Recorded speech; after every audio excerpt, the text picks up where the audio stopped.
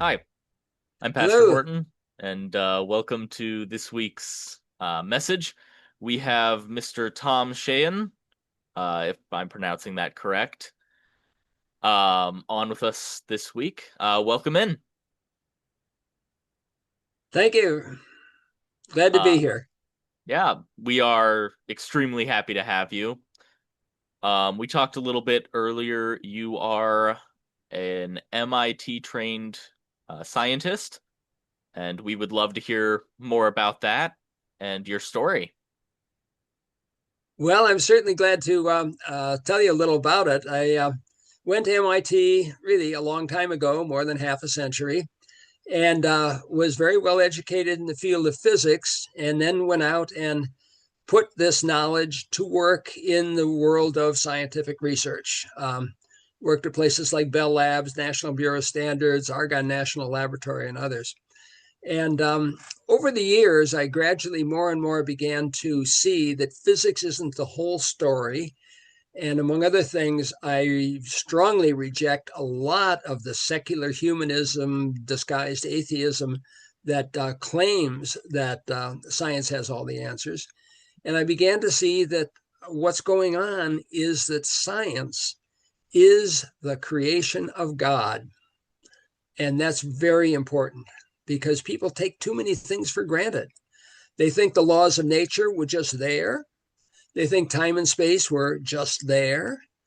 And in fact, God invented these things. The laws of nature didn't come from nowhere, they haven't always existed. God created them. And that is a huge difference between what classically is believed to be the snobby, scientific, we know it all type point of view. Um, the first thing God did was he created light and with it a difference between space and time. Mhm. So you get about four sentences into the Bible and it says, let there be light. And that was the point where God created space and time. He made a difference between space and time. And that's numerically characterized by the speed of light, which is in all the equations of physics. Yeah. And at that point, an event took place, which we know today as the Big Bang, in which all manner of particles and radiation and everything happened. Okay. And if you wonder why it doesn't say so in Genesis, it's because there's no possibility that the authors 5,000 years ago could have possibly known anything about cosmology and general relativity and all the stuff that we have come to grasp in the 20th century. But it Yeah. doesn't matter because, as Galileo said 400 years ago, the Bible tells you how to go to heaven, not how the heavens go. So I don't ask the Bible to be a scientific textbook. And those who do are making a huge mistake Yeah. because what we as scientists have figured out and what we have to do is bow with great humility before the grandeur of God. And I try to make that clear in my book. So the title is Everywhen, God, Symmetry, and Time.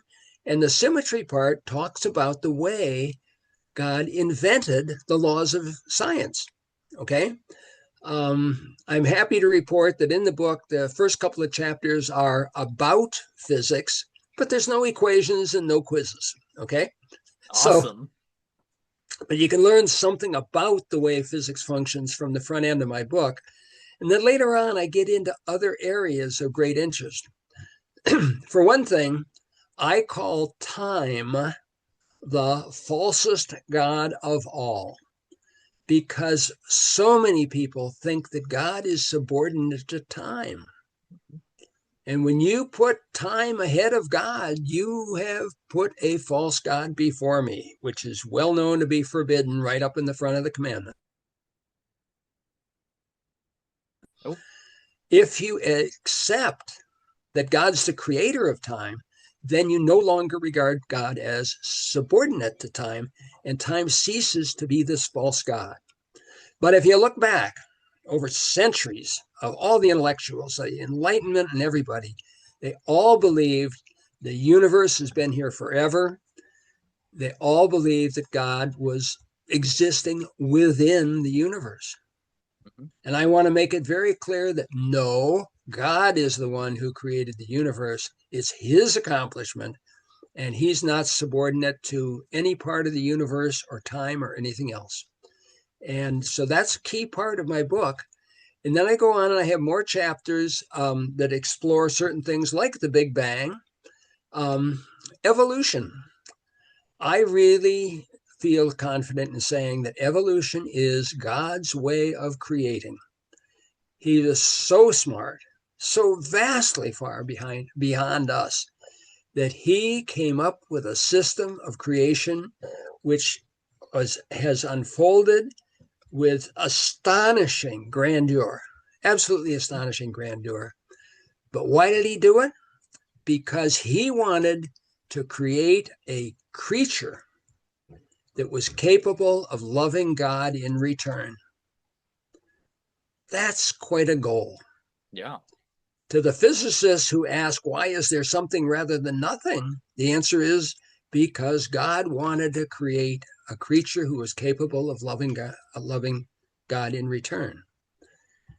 Well, if you know anything about the history of the people, civilization, about the Bible, Mhm. you have to start to say it looks like mankind 1.0 wasn't doing such a hot job of loving God in return, was he? Oh yeah.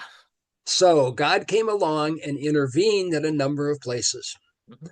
And he we have a record of that intervention with the Old Testament. Mhm. And when the time was right, as it says in John 3:16, God sent his only son to us for the purpose of showing us what loving God is supposed to look like from the human end. Yeah. And that is something that's so valuable to me. I think that the whole reason for evolution was to get to that point. And now it's time, of course, as it has been for centuries, for man to come through and show up and perform in the task of living God in return, because Yeah. that's what we're here for. So the book goes on from there. There is among the atheists an attempt to bail out of the obviousness of God's creation by saying, there's a multiverse, and we just live in the one that got lucky. Okay, so it's all just random. Well, I look at that very carefully, and I show that no, the multiverse is not a coherent explanation. It is incoherent. It's in disagreement with itself. It doesn't work. Then I talk about the creeping idolatry that sneaks into science in hidden ways, where people wind up worshiping the science rather than worshiping God. Yeah. And I point out the hazards of that. And one of my cool things that I think is really important is the where I talk about certain aspects of time that we've never grasped. Okay.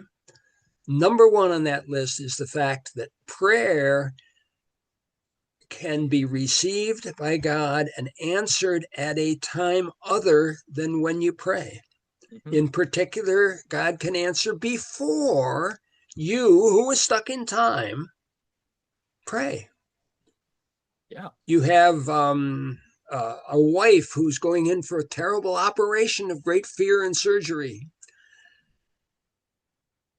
The prayer that you make today for her health and survival can be answered by God back in 1960 or 1970 by having a child conceived who turns into a brilliant surgeon.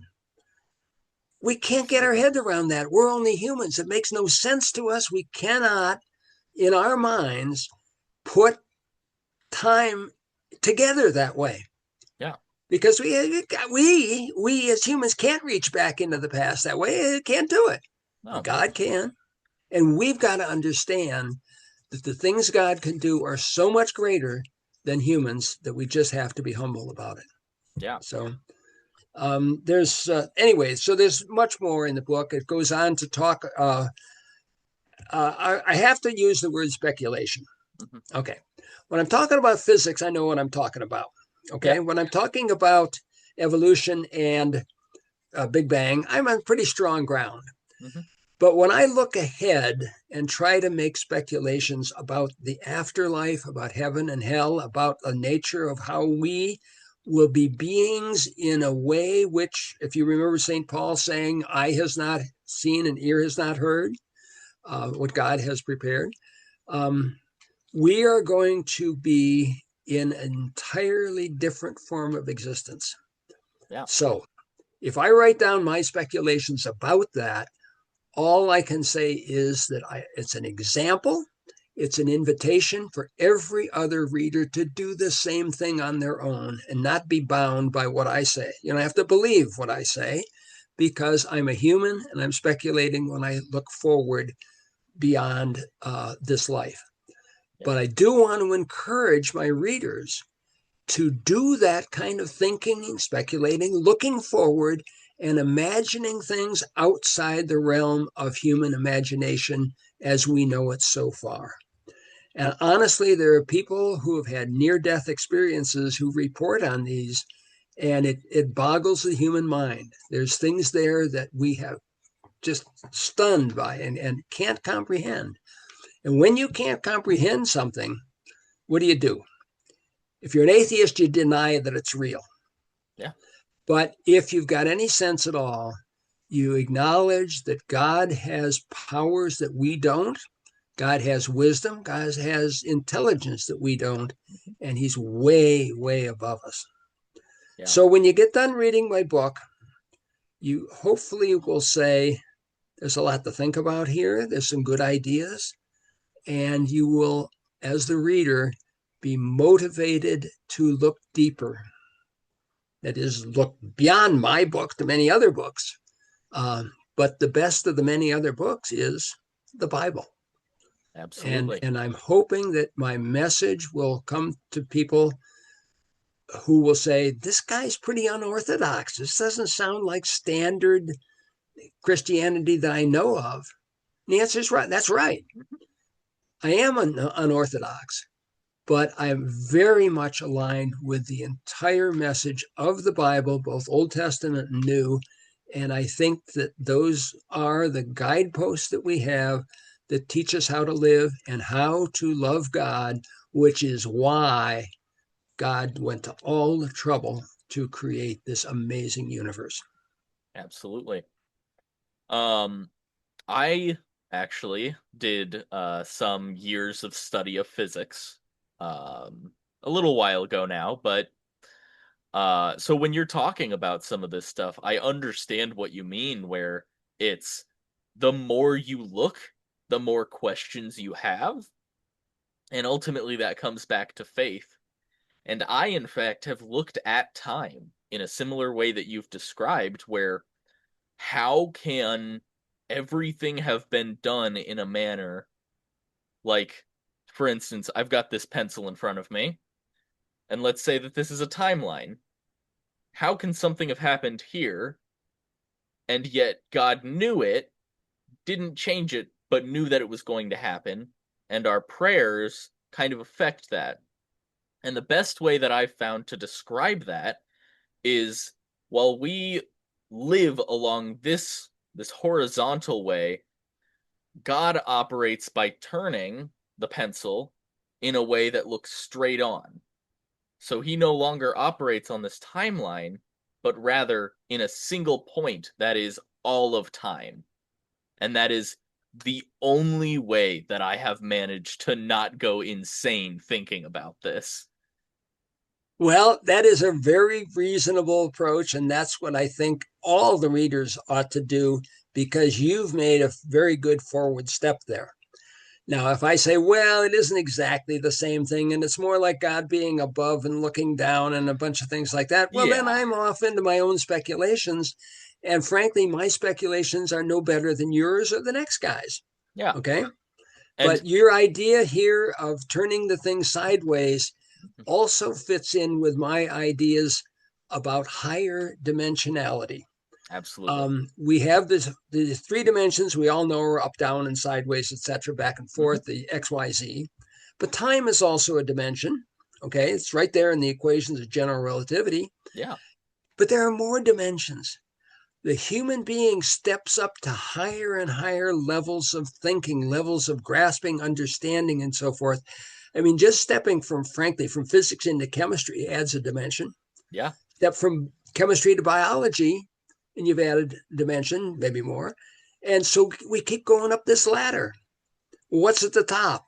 We don't run out of dimensions. God's up there. Yep. He's got all the dimensions.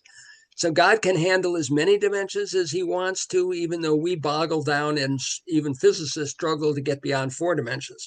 Yeah. But your idea of turning the pencil, I think, is a wonderful example of how you look at it from a different dimension, from a higher plane of perception.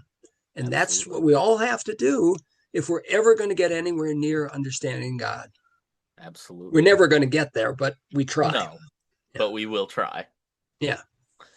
Um, so while we are running a bit short on time, I would love if you would tell us more about your book.